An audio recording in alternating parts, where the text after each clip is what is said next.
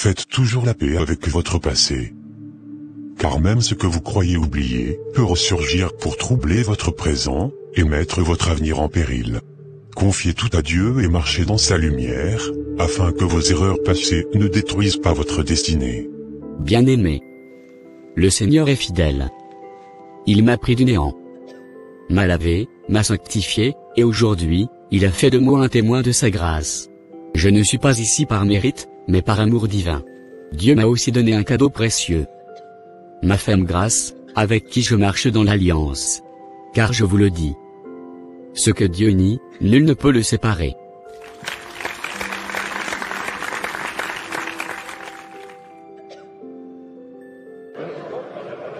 J'apprécie vraiment ce pasteur, il est un véritable modèle en matière de mariage. C'est vrai. Tu as raison. Je parle souvent du mariage, parce que le mariage est une prédication vivante. Mon foyer n'est pas parfait, mais il est entre les mains de celui qui est parfait. Et je vous assure, sans la prière, sans l'amour, sans le pardon, aucun mariage ne peut tenir. Vous, les jeunes, ne vous laissez pas séduire par des unions hors de la volonté de Dieu.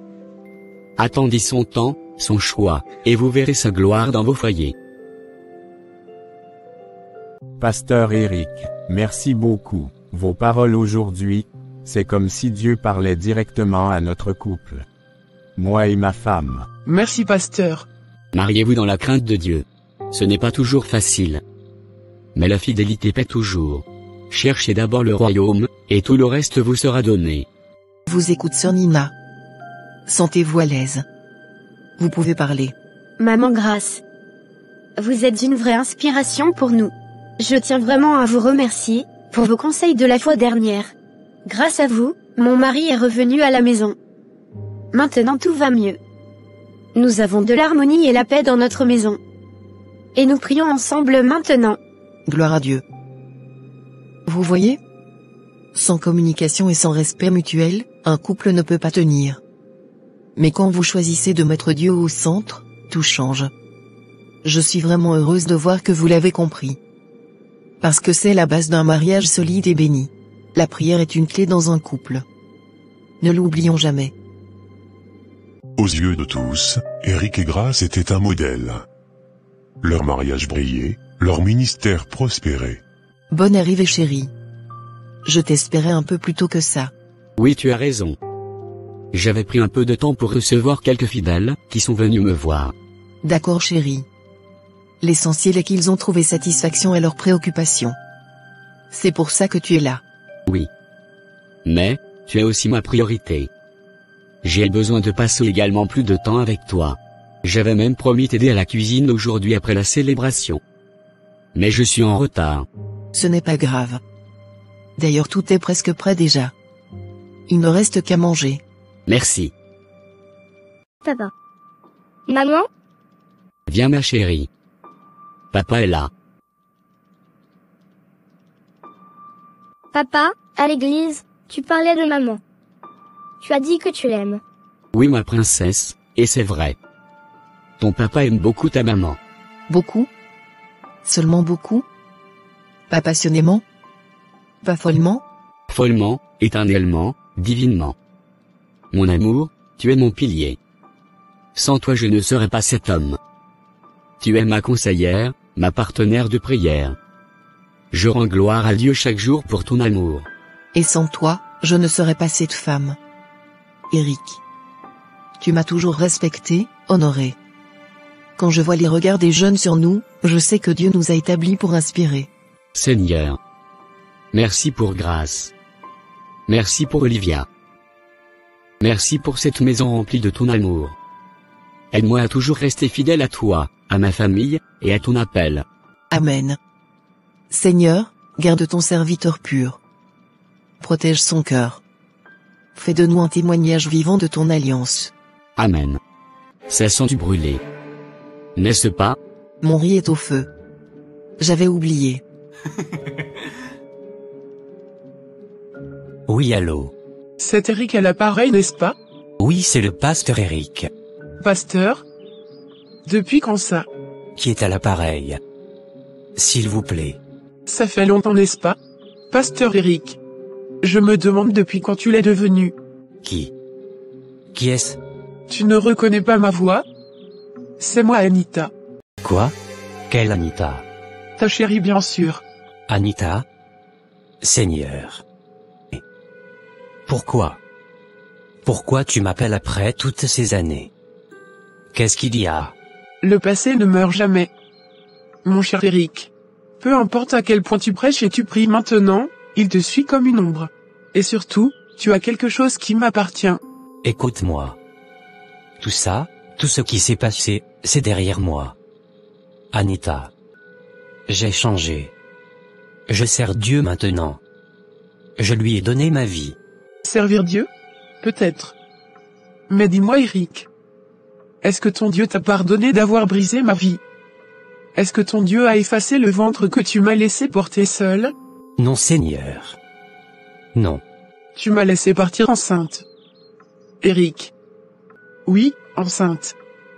Et aujourd'hui, j'ai un fils. Ton fils. Ce n'est pas possible. Pas moi. Un fils? Seigneur, non. Dis-moi que ce n'est pas vrai. J'ai enterré ce passé. Comment vais-je regarder grâce dans les yeux si tout s'écroule? Il est l'heure de méditer chérie. Tu dors encore? Tu n'avais pas dormi la nuit on dirait. Encore de l'insomnie? T'inquiète chérie ça va. Alors on médite. Ce matin-là par hasard, en ouvrant la Bible les yeux du pasteur Eric tombent sur Proverbe 28, 13. Celui qui cache ses transgressions ne prospérera point. Mais celui qui les avoue, et les délaisse obtient miséricorde. Eric referme la Bible brutalement, incapable de lire plus. Mais qu'est-ce qu'il y a chérie? Tu as l'air paniqué. T'inquiète ça va. Continuons donc à méditer si tout va bien. Est-ce qu'on peut continuer un peu plus tard? Je sens la fatigue. Je dois me reposer encore un peu. Es-tu sûr vraiment que ça va? Tu as une tête bizarre. Ça va ça va. Tu peux méditer seul. Et prie pour moi. D'accord. Je serai au salon. Seigneur, j'ai honte. Pardonne-moi. Je n'arrive même plus à regarder ma femme en face. Aide-moi à affronter ce qui vient. Je t'en supplie, ne laisse pas mon passé détruire ma maison. Tu es bien silencieux mon amour. Tu es fatigué du culte d'aujourd'hui? Oui un peu. Tu sais, les journées sont longues. Eric. Est-ce que tu me caches quelque chose? Je te connais. Tes yeux parlent toujours plus que ta bouche. Oh non. Rien ma chérie. C'est juste, la pression du ministère. Mais ne t'inquiète pas. C'est une mission de vie. Ça va aller par l'aide de Dieu. D'accord. Si tu le dis. Alors, tu ne pensais jamais me revoir, n'est-ce pas? Qu'est-ce qu'il y a encore Anita? Tu me veux quoi encore? Tu dois arrêter de m'appeler. D'ailleurs où est-ce que tu as retrouvé ce numéro? Donc tu fais semblant d'ignorer ce que je t'avais dit la dernière fois? Si tu veux, tu peux encore me bloquer sur ce numéro. Je retrouverai toujours ton nouveau numéro quoi que tu fasses. Anita. Pourquoi maintenant? Pourquoi détruire ma vie alors que Dieu m'a relevé? C'est trop facile tout ça. Tu penses fermer la page aussi facilement? Heureusement le monde est petit dit-on. J'ai dû élever seul un enfant qui porte ton sang. Pendant que tu prêchais sur l'autel, moi je séchais les larmes de ton fils qui demandait « Où est mon père ?» Arrête tes manigances Anita. Ça fait 10 ans. 10 bonnes années que tu n'es plus dans ma vie. Tu as disparu, choisi de partir étudier à l'étranger. Et moi, j'ai refait ma vie. Ne viens pas tout gâcher maintenant. Le passé est le passé. Et je veux que tu disparaisses définitivement de ma vie. Je ne veux pas entendre tes histoires mensongères. Mes histoires mensongères tu dis? Attends. Tu penses vraiment que je plaisante? Si ce n'est pas un mensonge, pourquoi étais-tu restée silencieuse toutes ces années? Hein? Tu me prends pour une proie facile, que tu peux revenir manipuler à tout moment quand bon te semble? Tu n'as pas idée de ce que je peux faire. Mon cher Eric, tu es devenu une personnalité publique.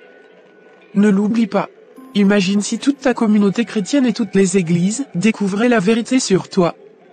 Un soi-disant pasteur avec une maîtresse, et un enfant qu'il a abandonné, sans amour, et sans soutien. J'espère bien que tu pourras le supporter. Cette femme n'est pas normale. Mais qu'est-ce que tu me veux au juste, Anita? Veux-tu détruire mon ministère? Je réclame simplement ce qui me revient de droit. Je veux que, comme père de mon enfant, que tu as abandonné, tu assumes tes responsabilités. Que tu reconnaisses cet enfant, et que tu le fasses savoir publiquement. Quoi? Publiquement? Oui, c'est ce que je veux.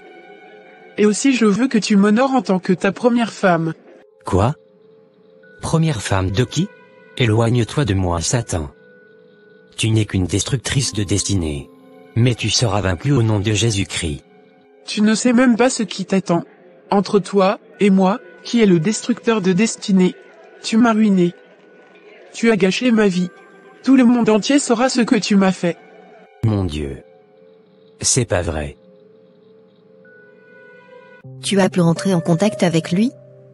J'espère que le nouveau numéro que je t'avais remis fonctionne. Oui, ça fonctionne. Mais Rose, je crois que ça ne va pas marcher. Pourquoi dis-tu cela? Depuis que je l'ai appelé, Eric me fuit. Il n'est pas tombé à genoux comme je l'espérais. J'ai l'impression qu'il essaie même de m'effacer de son esprit. Et pourtant, il sait que j'ai la vérité entre mes mains. Qu'est-ce qui t'arrive?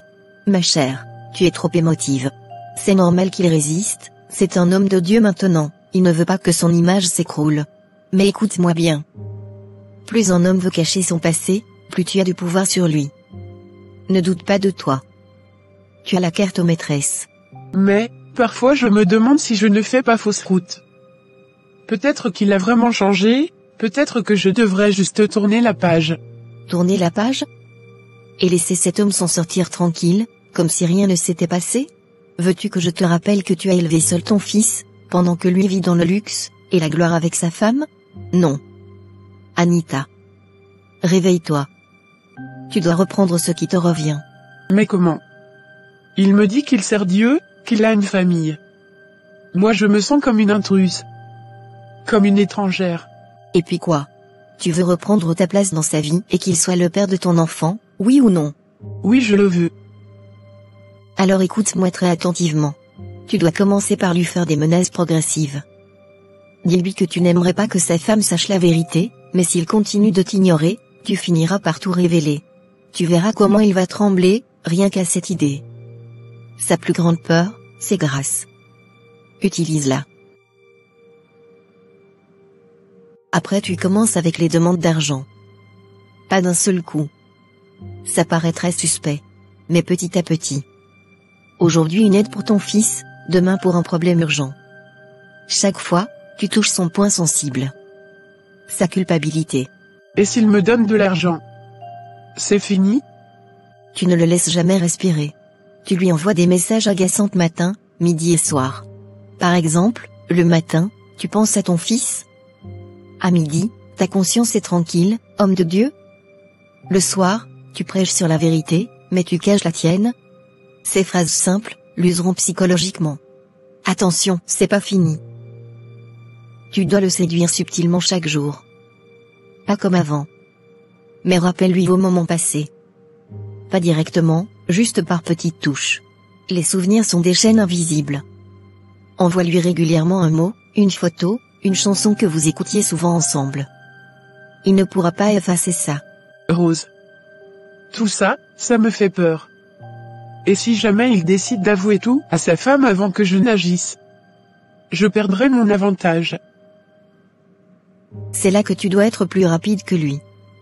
S'il ose parler, tu dois déjà avoir préparé le terrain. Tiens-le occupé. Enferme-le dans la honte et la peur. Rappelle-lui toujours que tu peux tout détruire en un mot. Et crois-moi, il ne prendra pas ce risque. Rose. Tu me donnes l'impression que je tiens sa vie entre mes mains. Parce que c'est la vérité, ma chère. Tu n'as plus le droit d'hésiter. Tu veux ton dû? Alors joue ton rôle. Et souviens-toi que dans ce jeu, celui qui doute perd. À cet instant, Anita scella son choix. Elle allait plonger Eric dans un piège psychologique, un piège qui ne laisserait personne indemne. Il y a une jeune femme qui voudrait vous voir. Une femme? Oui, pasteur. A-t-elle pris un rendez-vous avec toi? Non, pasteur. Je ne la connais même pas. Ah bon? Si vous êtes occupé, je peux lui demander de repasser peut-être demain. Bon. Fais-la entrer. Peut-être qu'elle a un problème qui ne peut pas attendre. D'accord, pasteur.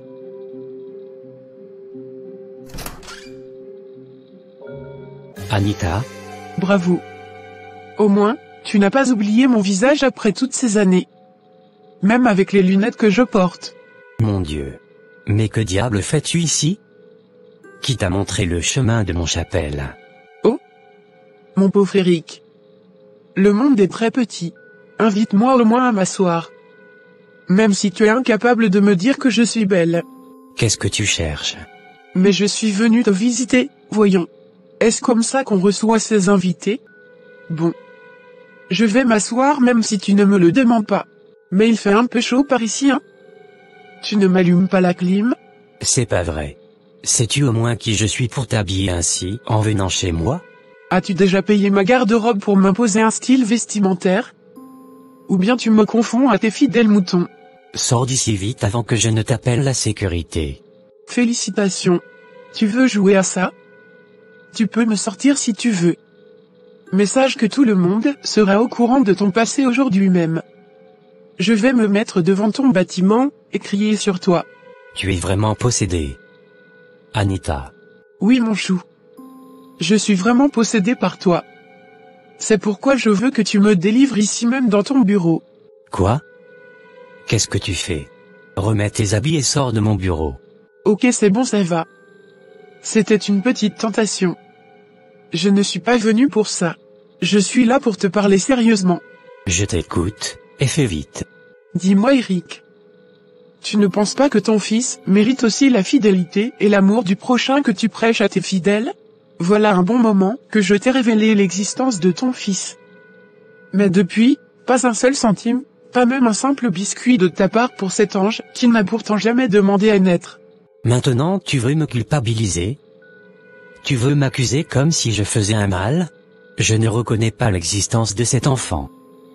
Je ne l'avais jamais vu. Et rien ne me rassure que c'est mon enfant. Qu'est-ce que tu veux voir encore?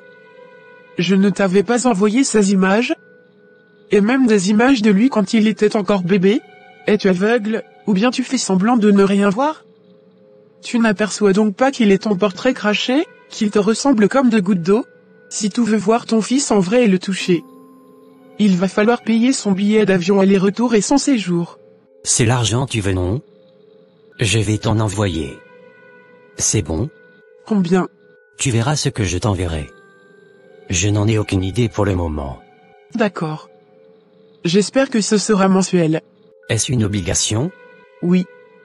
J'en ai fait pendant 10 bonnes années. Il est temps que tu prennes le relais. Ok, c'est bon. Tu peux t'en aller maintenant. J'oubliais une dernière chose. Si tu m'ignores encore, je n'aurai pas d'autre choix que d'appeler ta femme Grâce. Quoi? Qui t'a même donné son nom? J'ai toute ta vie dans ma main. Eric. D'ailleurs, je pense que ta femme mérite de connaître la vérité. Bon. Je m'en vais. Mon bébé d'amour. Bisous. Je pensais que tout cela était derrière moi. Comment pourrais-je imaginer qu'elle portait un enfant de moi quand elle allait pour ses études en France? Comment vais-je régler cette histoire? Même pour prier, ma conscience est troublée. On dit que certaines erreurs de jeunesse ne se réparent pas, même après une conversion. Et c'est vrai. Seigneur, aie pitié de moi. Et accorde-moi la sagesse pour affronter et résoudre ce problème selon ta volonté. Ça a marché, non? Devine toi-même. Il m'a déjà promis de m'envoyer de l'argent. Donne-moi ta main, ma copine. C'est maintenant que tu fais les choses bien. Il faisait semblant d'être fort, mais je lisais la peur dans son esprit. Tu as très bien commencé. Maintenant, il va falloir monter un peu en degré. En quoi faisant? Il faut qu'on fasse plus de recherches sur sa vie et celle de sa femme. Tu dois connaître chaque détail près. C'est sur ces bases qu'on agira. Ok, je vois. Ce qui est sûr, compte sur moi pour avoir toutes ces informations. Même s'il faut devenir un cafard dans leur maison, je le deviendrai. Papa a oublié son téléphone. Je vais le chercher pour lui. Olivia, en courant pour attraper son père pour lui remettre le téléphone, trébuche légèrement, sa main balaye l'écran du téléphone. L'appel décroche par erreur. Oh, Eric. Tu crois que je plaisante avec toi? Où est l'argent que tu m'avais promis? Tu joues avec mes nerfs. Tu sais très bien ce que je peux faire si tu continues à m'ignorer. Ne me force pas à revenir chez toi. Fais ce virement, sinon tu regretteras de m'avoir prise à la légère. Ce n'est pas à toi que je parle. Merci d'avoir ramené le portable à papa. Merci ma chérie. j'aimerais te dire quelque chose, papa. Vraiment? Mais je suis un peu en retard. Tu peux en parler avec ta maman. D'accord? Le soir on en discutera. D'accord, papa. Mais qu'est-ce qui t'arrive? Pourquoi tu fais cette tête? Maman, est-ce que papa doit de l'argent à quelqu'un? Quoi? D'où te vient cette question? Hein? Ce matin, papa avait laissé son téléphone au salon.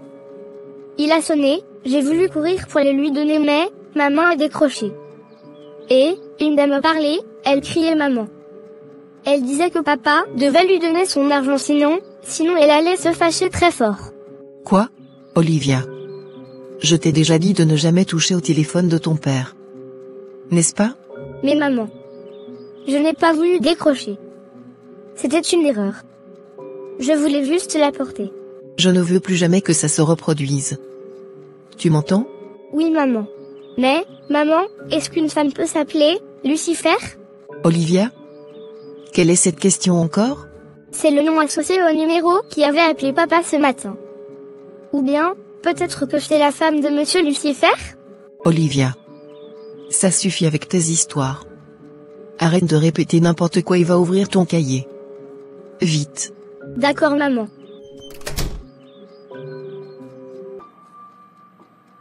Chérie, dis-moi. Est-ce que tu dois de l'argent à quelqu'un? Moi? Non. Pourquoi cette question? Tu sais bien que je gère nos finances avec transparence. Peut-être.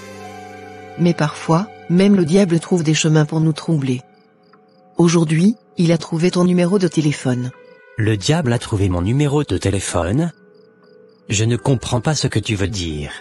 Disons que Lucifer t'a appelé. Une voix de femme en plus. Et elle réclamait son argent. Ah. Chérie, sûrement une erreur. J'avais enregistré Lucie, et tu sais bien comment les correcteurs automatiques peuvent changer les noms parfois. Je vois. Lucie alors. Et qui est cette Lucie qui réclame ton argent avec tant de menaces? C'est probablement une des responsables d'orphelinat que nous soutenons. Tu sais bien. Parfois elles sont insistantes. Elles réclament vite leur subvention. Ah oui, c'est ça. J'irai vérifier si Olivia s'est déjà mise au lit. C'est pas vrai. Je viens de mentir à ma femme. Cette fille va me créer de problèmes. Mais pourquoi ai-je toujours cette sensation au fond de mon cœur, comme si mon mari me cachait quelque chose? Même après mes temps de prière et de méditation, ce sentiment persiste. Il ne me quitte pas. Seigneur, entre tes mains je confie tout. Tu connais toutes les réalités qui me sont obscures. Et toi seul sais le chemin à suivre. Je place ma confiance en toi pleinement. Voilà la fin de ce premier épisode.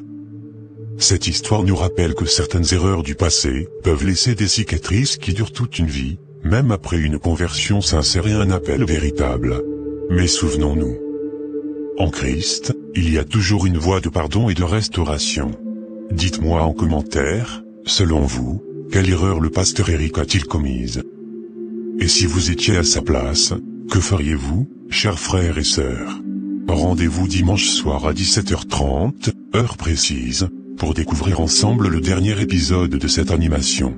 Cette fois, nous serons à l'heure pour vivre la conclusion de cette histoire émouvante et profonde. N'oubliez pas de partager largement cette animation, de liker la vidéo pour nous soutenir, et si ce n'est pas encore fait, abonnez-vous et activez la cloche pour ne rien manquer de cette histoire pleine de leçons spirituelles et de profondeur émotionnelle. Que Dieu vous bénisse. Et n'oubliez surtout pas notre rendez-vous du dimanche soir. Bye.